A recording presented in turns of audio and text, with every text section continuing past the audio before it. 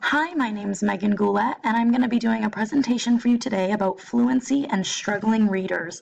I just want to say quickly, I'm sorry for my voice. I've been sick, so try not to mind it.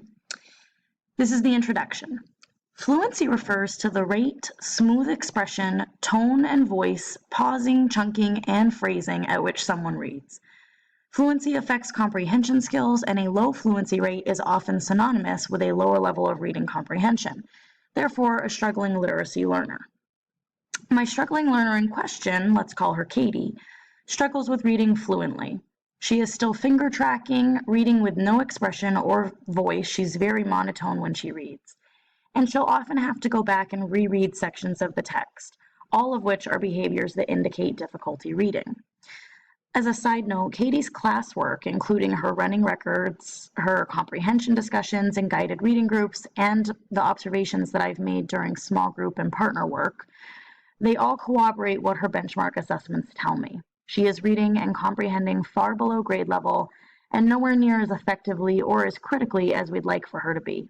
Her most recent DIBELS score was 70 words per minute, and her winter F&P came out at an independent level O, which is 3 levels below where we'd like for her to be. Her comprehension score was low, particularly in the sections about the text and beyond the text, and she did make 7 self-corrections during her F&P, so I wanted you to know that background. Fostering fluency as it applies to my current classroom practice. So this is what I've already got going on in place. I do modeling using read alouds. I use buddy reading and paired reading, mostly buddy reading. Readers theater we do fairly often. They think that it's more of a theater than an oral reading fluency type of task, so we work a lot on that. Eye tracking is something that I've been doing. Repeated reading is something that I do, but I'd like to do more of. I read, you read, we read. That's a strategy that I use. Weekly poetry readings and echo reading. So here's some research-based strategies and interventions. After conducting some research on best practice fluency instruction and intervention, there are a few strategies that I would like to begin implementing with Katie and other struggling readers in my classroom as well. Repeated readings, again, that's something that I currently do, but I'd like to do more of, particularly after reading all of the awesome stuff that there was about them, or about the idea in my research. Paired reading, focusing less on buddy reading and more on paired reading. And I think the difference there is this idea that one student is really kind of tutoring the other student, and there's some direction and instruction going on there. Tape, check, and chart. That's something that you can use with repeated readings, but it's a strategy that we read in the class read, and I really enjoyed that. R5, I'm not going to talk about that too much because I get into it later, but I thought it was really interesting.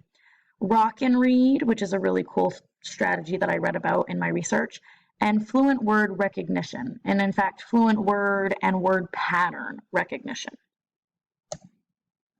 So application, here's a quick overview.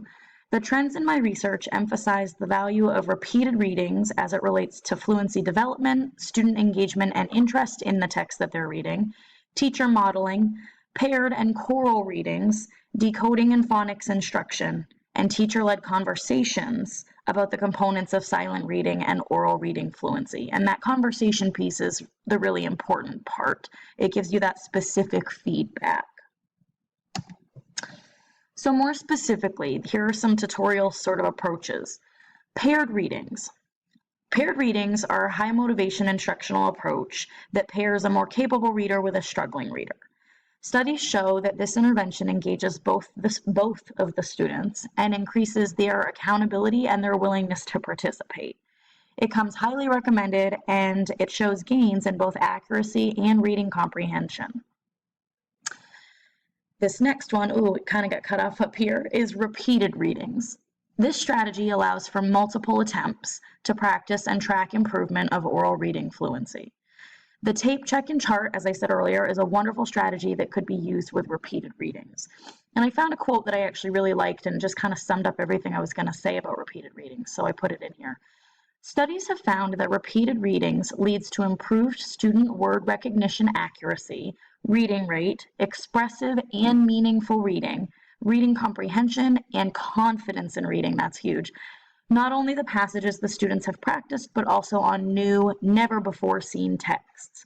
Building that confidence with these struggling readers is really important.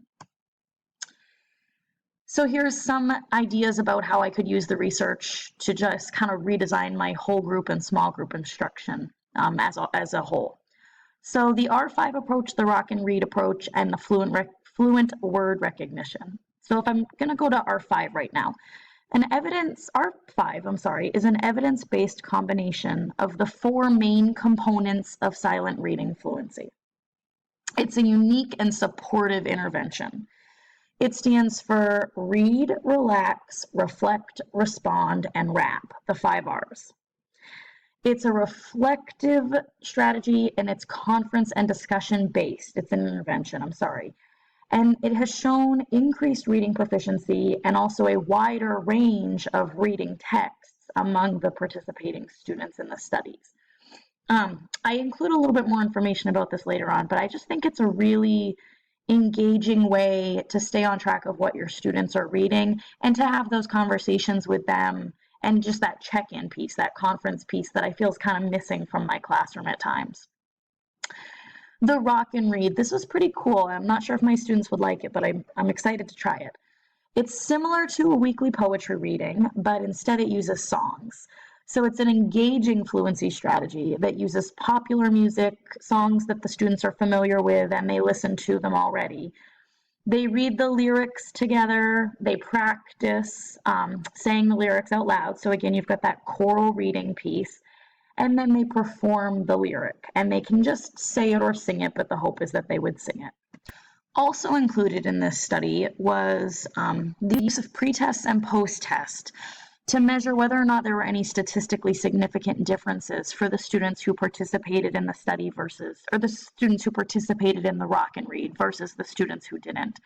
There was a significant difference for the students who participated in the Rock and Read, but it's also worth noting that there was an even higher statistically significant difference for students who participated in Rock and Read and Reader's Theater. So again, that's something that I already use. I'm going to continue using it, but just something to note. So these differences that they measured for them with regard to expression, volume, phrasing, pace, word recognition, and smoothness. And the last thing that I've got up here that I'd like to start doing in my room is fluent word recognition. And again, that includes word patterns and families. It's a focus on high frequency words and word families and patterns. The research that I found shows that 25 specific words that we use make up 33% of the words that we read. So of course they were words like the, that, it, but it's the idea that 25 words could really make up 33% of what a student is reading. So that's a pretty big chunk that they need to be fluent with. Focusing fluency practice on these predictable words and patterns can increase word per minute speed and also help students to develop context-free word recognition skills. So here's the assessment piece. How am I going to assess this?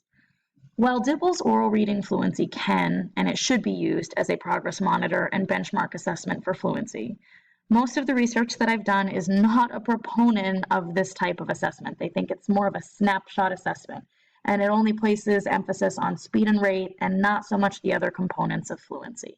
I don't disagree with that, but it is what we use at my school, so it's not something I would throw out. I would still use it as a progress monitoring and as a benchmark. There are some other ways of monitoring student progress, though, and measuring the effectiveness of the strategies and interventions that I've mentioned. So I'm about to go over those. So before you give a student any sort of assessment with regard to these, you should really make sure that you scaffold the expectations. So I just wanted to include that. So for instance, before engaging in the R5 paired reading or a tape, check, and chart type of strategy, you want to make sure that the students are fully aware of the expectations that go with those and the criteria for good fluency.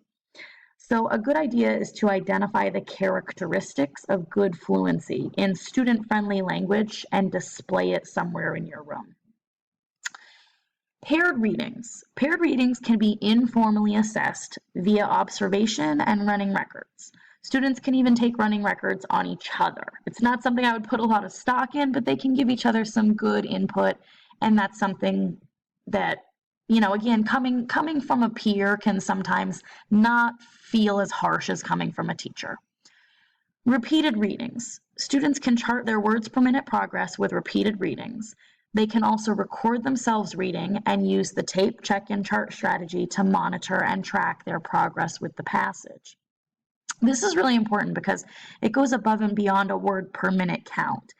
Students can use a pre-taught rubric, would be the best thing, one that has the characteristics of good fluency on it, like I mentioned over here on the left-hand side, to self-assess their own fluency and then to discuss with you their progress using those sort of specific terms and those characteristics. So you can give them that feedback.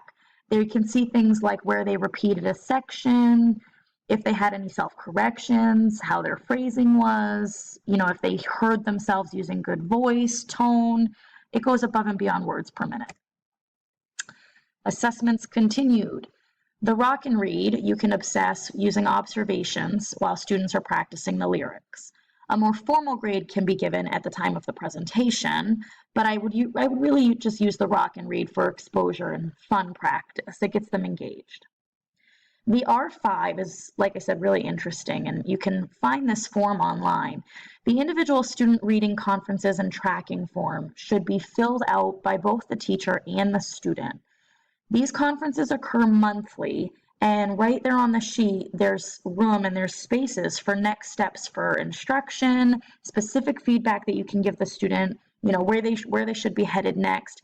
And then you're supposed to sit down with them, and they're student-led, but they're supposed to create, and you're supposed to foster that creation of a goal for the next time that you meet with them. So something that they're working on to help them gain fluency and comprehension in the meantime. So it's a really good assessment tool and to monitor their progress. So lastly, I'm going to talk about the fluent word recognition. And this is another place where students can just sort of chart their progress in a bar graph or any other sort of chart that you have. But it's nice for them to keep it and watch that bar go up is obviously the goal. So they would chart it by noticing how many more words or word patterns they can get through on the list in 1 minute's time. And when I say the list, I mean the Fry's word list or the 100 word list. So teachers can use these words once you've kind of introduced this as no excuse words when students are reading and when they're writing. And I already do this for writing, but it would be really helpful to remind them that these are easy words that they should know how to read and fluently be chunking together. So in conclusion, fluency is more than just the number of words per minute that you can read. Students who struggle with literacy are likely to have lower reading fluency because proper pronunciation, chunking, phrasing, tone, voice, rate, and expression, all those pieces that make up fluency, they comprise the building blocks of reading. As a result, fluency also impacts a student's comprehension and, leads to an effective or ineffective understanding of a text.